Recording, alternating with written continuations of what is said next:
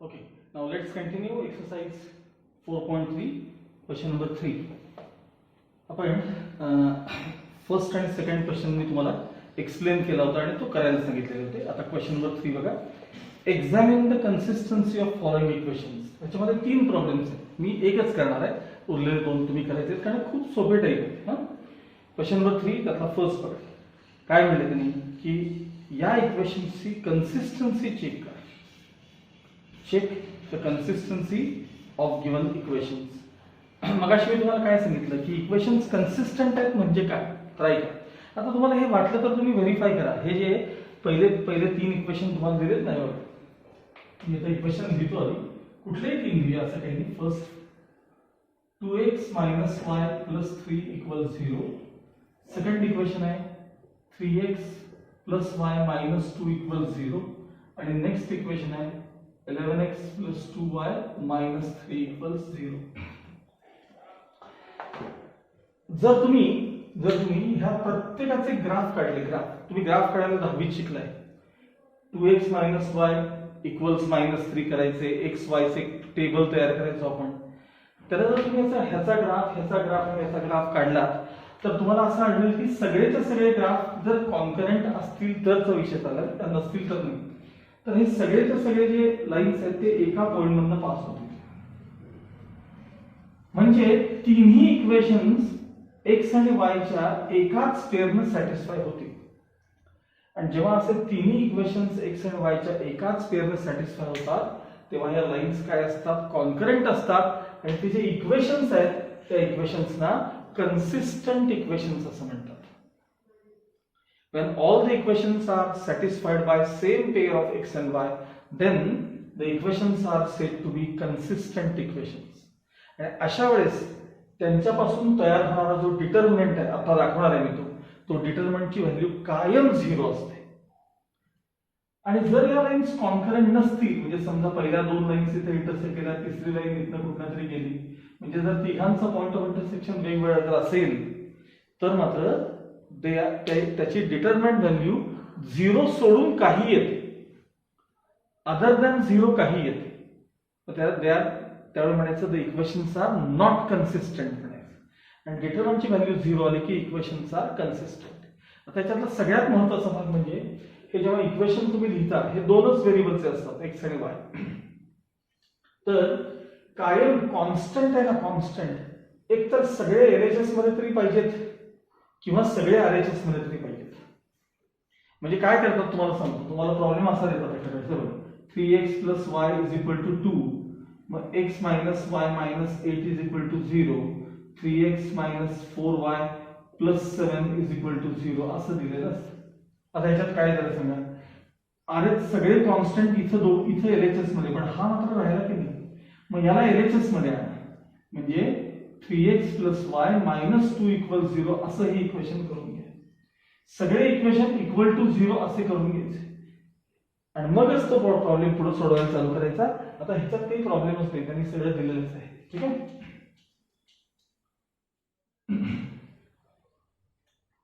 बघ आता याचं सोल्युशन बघूया.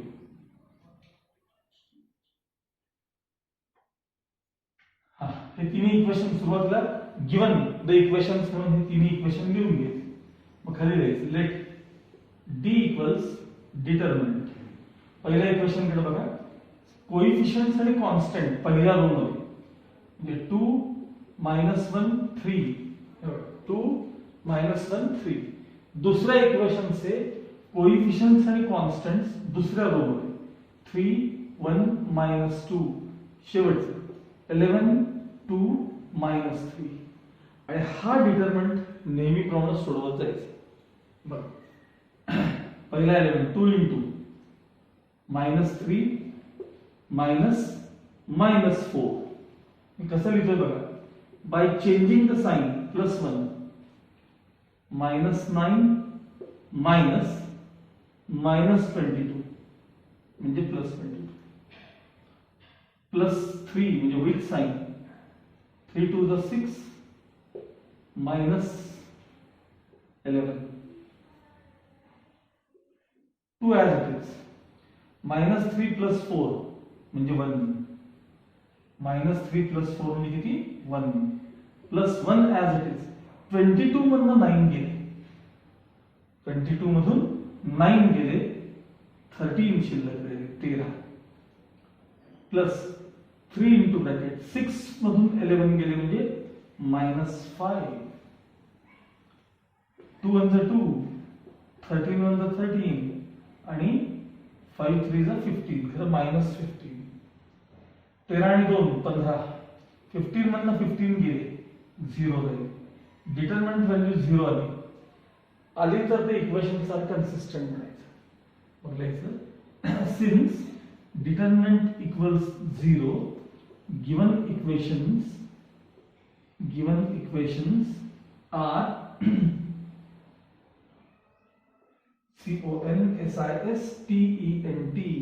equations are consistent given equations are consistent आता समजा दुसरा क्वेश्चन तिसरा क्वेश्चन तुम्ही सोडवायला सुरू केला तिन्ही इक्वेशन्स लिहिले डिटरमिनंट दिला तो डिटरमिनंट सोडवायला लागला आणि जर का त्याची व्हॅल्यू काहीतरी वेगळी आहे डिटरमिनंटची फॉर एक्झाम्पल आता मी याच्यातच दाखवतो की डिटरमिनंटची व्हॅल्यू समजा तुमची काहीतरी 5 आहे असं समजा म्हणतो तर मग खालची लाईन घ्यायची since determinant not equal 0 given equations are not consistent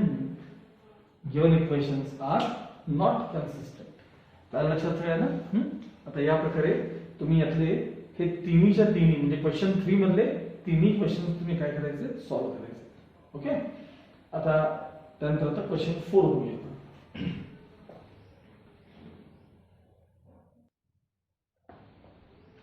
okay now question number 4 find k if the following equations are consistent find k if the following equations are consistent त्यांनी consistent आहेत म्हणून सांगितलं म्हणजे सरळ सरळ डिटरमिनंटची value काय असली पाहिजे 0 असली पाहिजे आता मी त्यातलं दुसरं करतो त्यातला सेकंड करतो कारण त्याच्यामध्ये एके ठिकाणी कॉन्स्टंट नाहीये म्हणून बाकी काही हा बघा त्यातलं सेकंड मी करतो सांगा काय काय इक्वेशन आहे kx + 3y + 1 = 0 दुसरं इक्वेशन काय आहे x + 2y + 1 = 0 तिसरं इक्वेशन काय आहे x + y आता कॉन्स्टंट कुठे आहे यातला नाहीये मग आपण 0 घ्यायचा कॉन्स्टंट जसं इतर ठिकाणी आहे इथं बघा 1 कॉन्स्टंट आहे किंवा इथं 1 आहे तसं त्याच्यात नाहीये मग 0 घ्यायचा त्याच्यात आणि हे सगळे इक्वेशन्स काय आहेत म्हणून सांगितलं तुम्हाला कन्सिस्टंट आहेत असं असेल तर k ची व्हॅल्यू काय असा आपला प्रश्न आहे बघा since given equations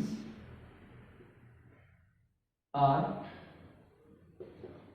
consistent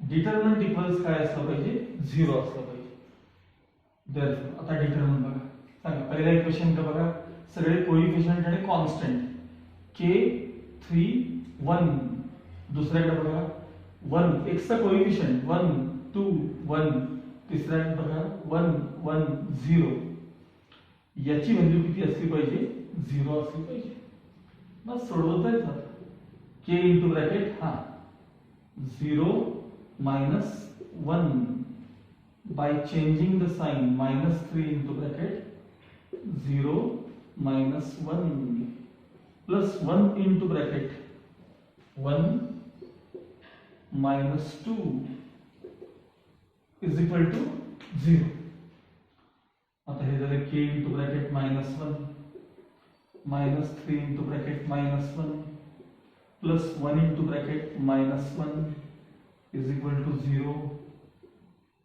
therefore minus k minus minus plus 3 plus minus minus 1 is equal to 0 आता मी मायनस केला तिकडे घेतो म्हणजे 3 minus 1 किती राहिले सांगा 2 is equal to k bus final answer k equals 2 अशा प्रकारे तुम्हाला क्वेश्चन नंबर 4 कंप्लीट करायचा आहे आणि क्वेश्चन नंबर 4 मध्ये जो पहिला क्वेश्चन आहे तो तुमचा तुम्ही पूर्ण करायचा ओके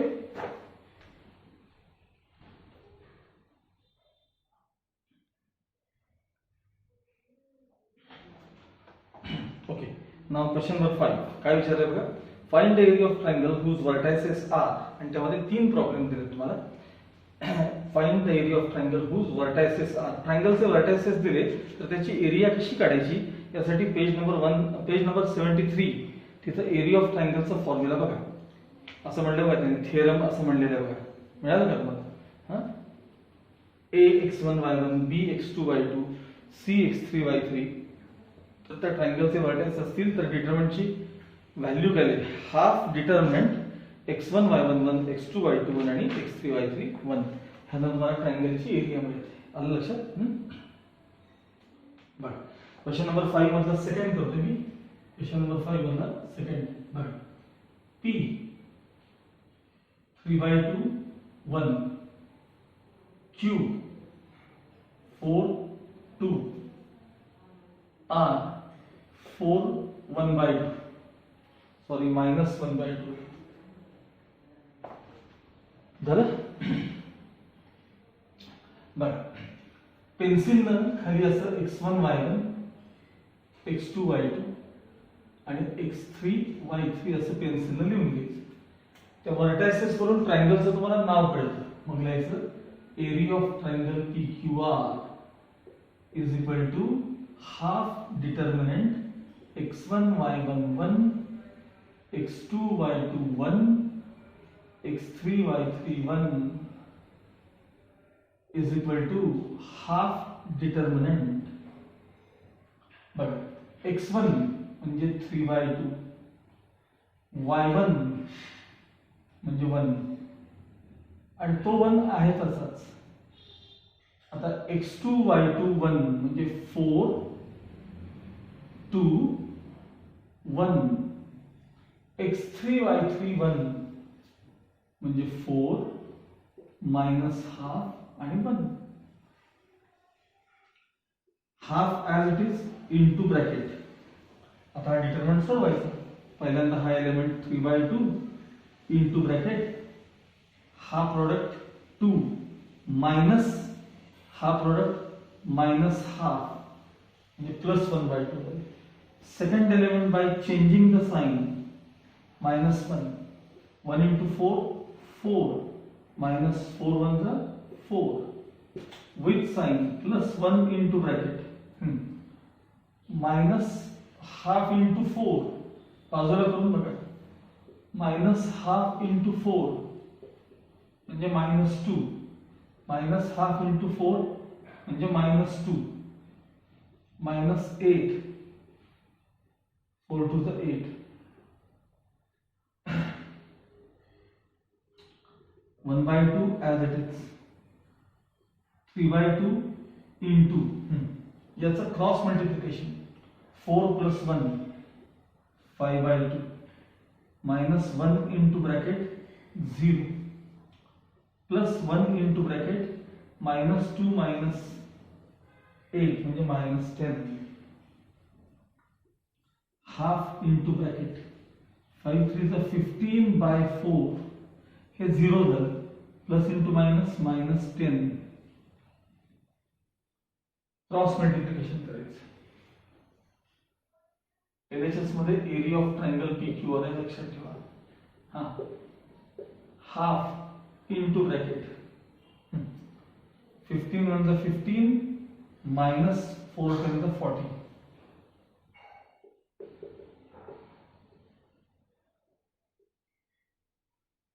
upon 4, sorry, upon 4, ठीक है, इक्वल्स हाफ इंटू हा डिफरन्स आला -25, हा डिफरन्स किती आला -25 आणि अपॉन 4 ॲज इट इज. हा फायनल आन्सर आलं -25 अपॉन 4 to the 8. पण मी तुम्हाला काय सांगितलं होतं मगाशी की काही वेळेला ट्रायंगलची एरिया निगेटिव्ह येते, काही वेळेला निगेटिव्ह आली तर त्याचं मॅग्निट्यूड घ्यायचं. Therefore area of triangle PQR equals, आता याचं मॅग्निट्यूड काय येणार आहे, +25/8 आणि स्क्वेअर युनिट्स लिहायचं, कारण आपल्याला याच्यामध्ये प्रॉब्लेम मध्ये त्यांनी काही आपल्याला युनिट्स माहीत नसतात, मीटर सेंटीमीटर काय जे आहे ते आपल्याला माहीत नसतात, त्यामुळे एरिया लिहिताना काय द्यायचं तर इतके इतके स्क्वेअर युनिट्स अशी एरिया द्यायची. लक्षात आलं सगळ्यांना? ठीक आहे. आपलं फक्त एकदा आन्सर कन्फर्म करून घ्या, चेक करा टेक्स्टबुक मध्ये आन्सर, म्हणजे तसंच ठेवलं निगेटिव्ह का पॉझिटिव्ह. खरं तर पॉझिटिव्ह लिहायला पाहिजे, पण एकदा चेक करा निगेटिव्ह ठेवलंय का पॉझिटिव्ह ठेवलंय.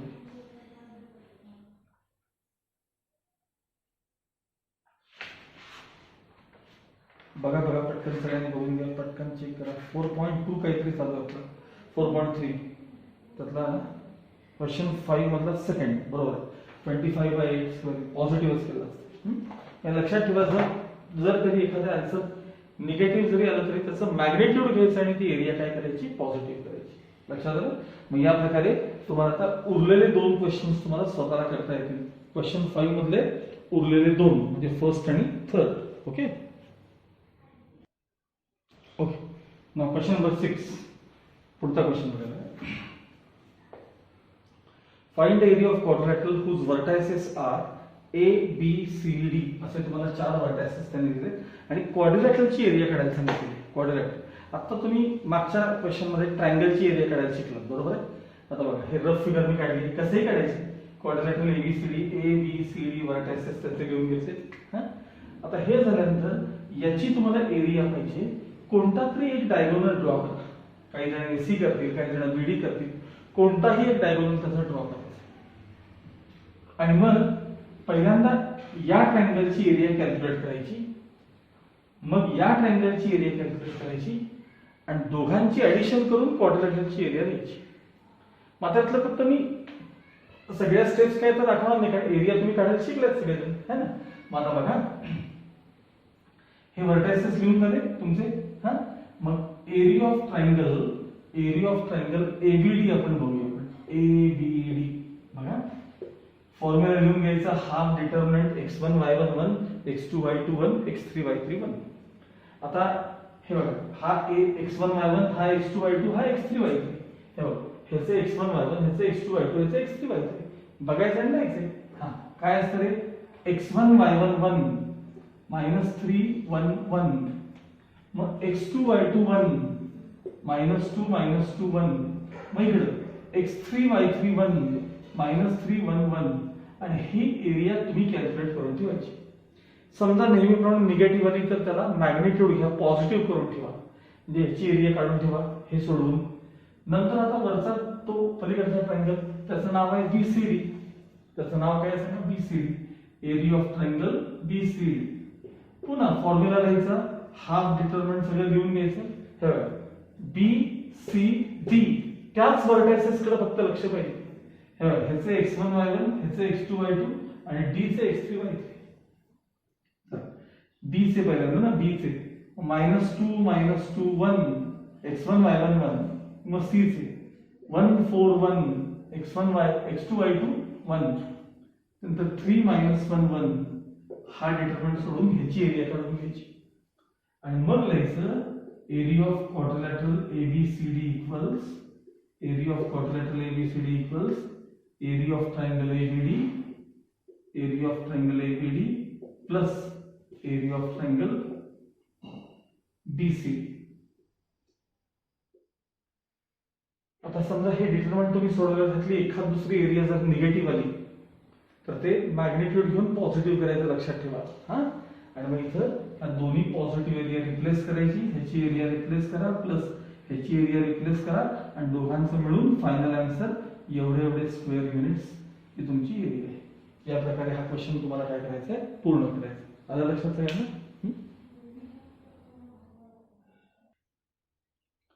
Okay. Now question number 7. Question number 7 मध्ये काय विचारलं तुम्हाला? Find the value of k if the area of triangle whose vertices are p k0, q 22, r 43 is 3/2 square units. म्हणजे तुम्हाला ट्रायंगलचे 3 व्हर्टायसेस दिलेत, ट्रायंगलचे 3 व्हर्टायसेस p q r आणि त्याच्या त्या ट्रायंगलची एरिया 3/2 दिली, तर k ची व्हॅल्यू काय असं तुम्हाला त्यांनी विचारलं. हे x1 y1, हे x2 y2, x3 y3 असं पेन्सिलने लिहून काढायचं.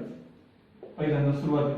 मग area of triangle P Q R equals half determinant formula x1 y1 1 x2 y2 1 x3 y3 1.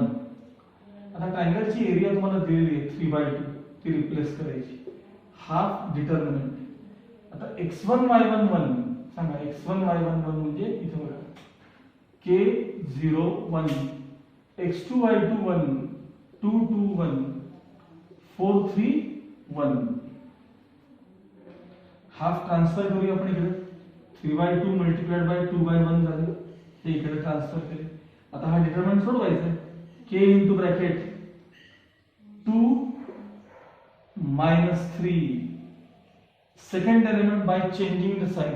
आता मला सांगा इथं 0 आहे म्हटल्यावर 0 इंटू काही लिहिलं तरी आन्सर 0 येणार आहे ना. मग लिहूच नका ना पुढचं. चला प्लस 1 इंटू ब्रॅकेट हे 1 3 2 जा 6 मायनस 4 2 जा 8.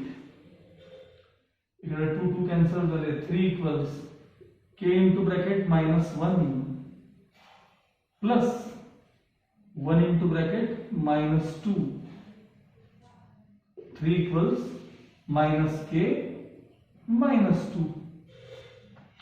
minus 2 राहील किंवा असं करूया k इथं आणूया याच्यामध्ये. k equals हे minus 2 आणि ट्रान्सफर झालेले minus 3. therefore final answer k equals minus 5. k equals minus 5. Okay, अशा प्रकारे हा क्वेश्चन नंबर 7 कंप्लीट कराल तुम्ही.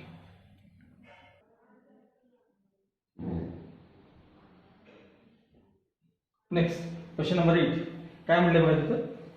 Examine the collinearity of the following sets of points.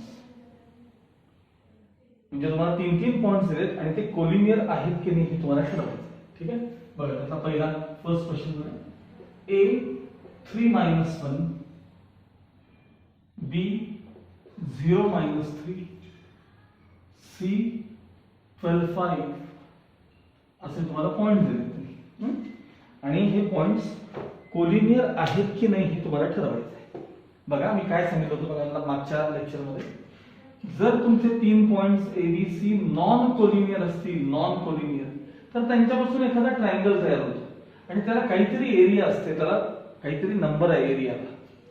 पण जर का हा पॉइंट ए हा याच लाईन मध्ये कुठे असेल, एबीसी जर तिन्ही पॉइंट्स कोलिनियर असतील एबीसी, तर ते हा इथनं असं वरनं जर मी प्रेस केलं तर एका लाईन वर जर मी तिघांना आणलं तर त्या ट्रायंगलची एरिया काय होईल सांगा. त्या ट्रायंगलची एरिया 0 होऊन जाईल. हे थोडक्यात हा परत एरिया ऑफ ट्रायंगलचाच टाइप आहे. ट्रायंगलची एरिया काढून बघा. एरिया ऑफ ट्रायंगल एबीसी जर 0 आली तर ते पॉइंट्स कोलिनियर, आणि जर नाही आली 0 तर ते आर नॉन कोलिनियर. बस एवढंच आहे. बघा एरिया ऑफ ट्रायंगल एबीसी पहिले 3 पॉइंट्स लिहून घ्यायचे. हाफ डिटर्मिनंट तो फॉर्म्युला पण लिहायचा. x1 y1 1 x2 y2 1 वगैरे वगैरे तो फॉर्म्युला लिहून घ्यायचा. आता तो फॉर्म्युला लिहून झाल्यानंतर x1 y1 बघा काय काय 3 minus 1 1 हा 1 फॉर्म्युलाच आहे बरं. नंतर 0 minus 3 1 हा 1 फॉर्म्युलाच आहे. त्याने 12 5 आणि 1. ठीक आहे, हाफ इंटू ब्रॅकेट पहिला एलिमेंट 3 इंटू हे झाले -3 -5. Second element by changing the sign +1 0 -12 +1 into bracket 0 -36 म्हणजे +36. 1/2 as it is. 3 into bracket -3 -5 है -8. 1 into bracket -12 plus 1 into bracket 36.